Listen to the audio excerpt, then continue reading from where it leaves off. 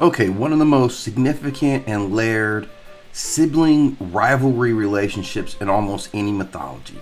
We're talking about Ausar and a Set, which is the standard for brother on brother crime. Now let's take a deeper look into what this rivalry is. Because this is more than just the mythology of two separate gods. We're diving into humanity's most primal stories about brothers, power, envy, and the fragile balance between order and chaos. Now, Ausar stands as a symbol of life. He's fertility, he's resurrection, he is the archetype of the good king who creates civilization through justice, through harmony and stability. Set is literally his polar opposite. He is the desert storm. He is chaos. He is the force of unpredictability that shatters whatever is carefully built. But their relationship goes far deeper than just being symbolic opposites. There is family drama soaked in psychology where envy, insecurity, and betrayal twist blood ties into cosmic conflict. Now let's take a look at the brothers. He's not, in terms of Set, he's not just jealous of Asar's kingship, he's jealous of his very existence as the favored one. Ausar again representing abundance, harvest, the flooding of the Nile, where Set represents barrenness, infertility, which would be a big thing, and the desert. And in this dynamic, Ausar becomes the beloved child, the celebrated brother, and the honored king, while Set is the overlooked shadow. He's forever standing in the margins of affection and legitimacy, because we do legitimately need Set. Now, psychologically, Set is the rejection of the self internally. He's the rejection of wild emotions, impulses, and the anger that we try to bury. That's Set. Yet, the more our Ausar embodies stability and balance, the more Set feels suffocated by it. This is not just sibling rivalry, this is an internal resentment of the shadow towards the shining light, and we see it. And then we add this very specific tension with Nephthys, who is one of the goddesses or the Nephthys that we talk about.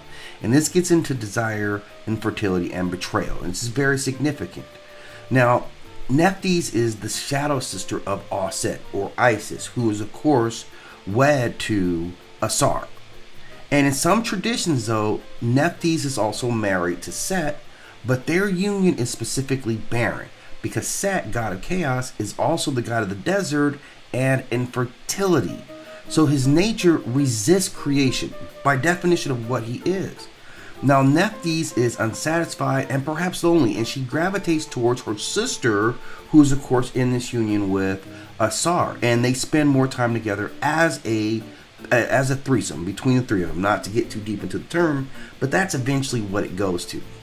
And over time, Ausar and Nephthys conceive, and that son would be Anpu or Anubis. And this is very significant because this is a psychological powder keg. Now Set is already tormented by being overshadowed by Ausar. Now his wife, his one claim to legitimacy and creation, bears a child not by him but by his brother. And this wound just rips open.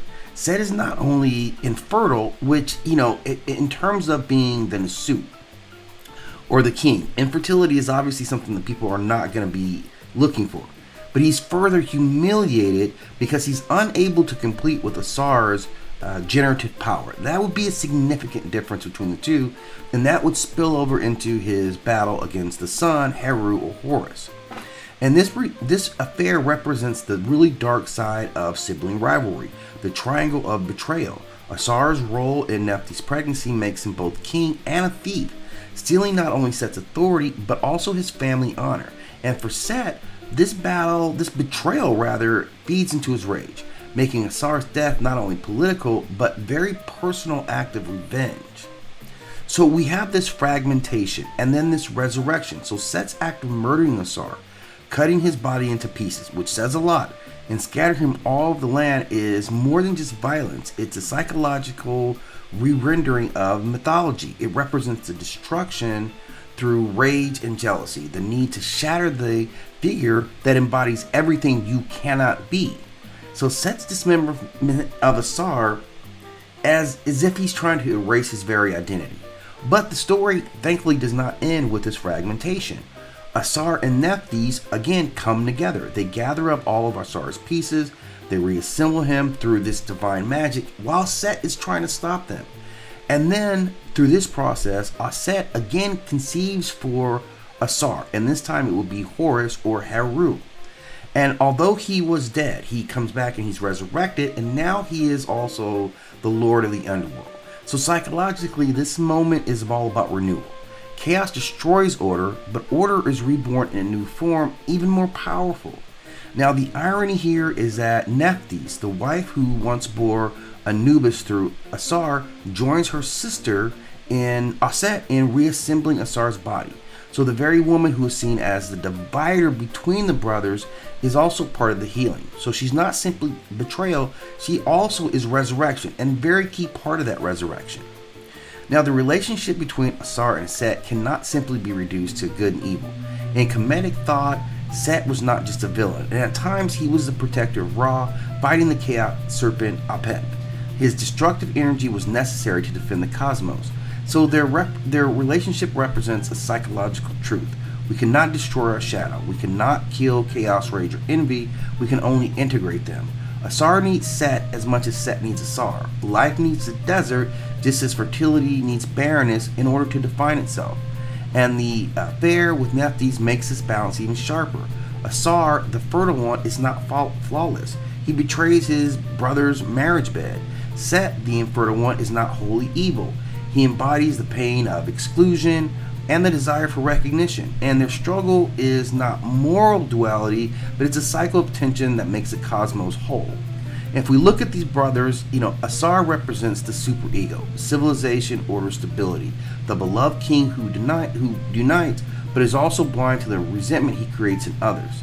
Set is more the id, chaos, storm, desire, the shadow self that represents being unseen, that lashes out to prove its existence, and infertility makes him the wounded masculine, violent, because he cannot create. Nephthys, the catalyst, is the unfulfilled partner, the barren womb that seeks fulfillment elsewhere. Her union with Ausar exposes cracks in both the brothers, Asar's hubris and Set's impotence. Now, Set in this role plays the healer. She gathers what is broken, restores the pieces, and transforms betrayal into resurrection. Now, the rivalry between these two is a story that is in every human psyche. It is a struggle between light and shadow, legitimacy and exclusion, creation and destruction. And their shared connection to Nephthys and their children reveals that the sibling rivalry is not only about power but intimacy. This is fertility and love. Ausar and Set are not merely gods of the old, they are the voices inside of us, the ones who build and the ones who break, and the one who rules with harmony and the one who rages in silence. And until we recognize both, we live in this eternal war. That's the real symbolism that comes along with this incredible mythic story, focusing on these two brothers, but also encompassing the family dynamics as a whole.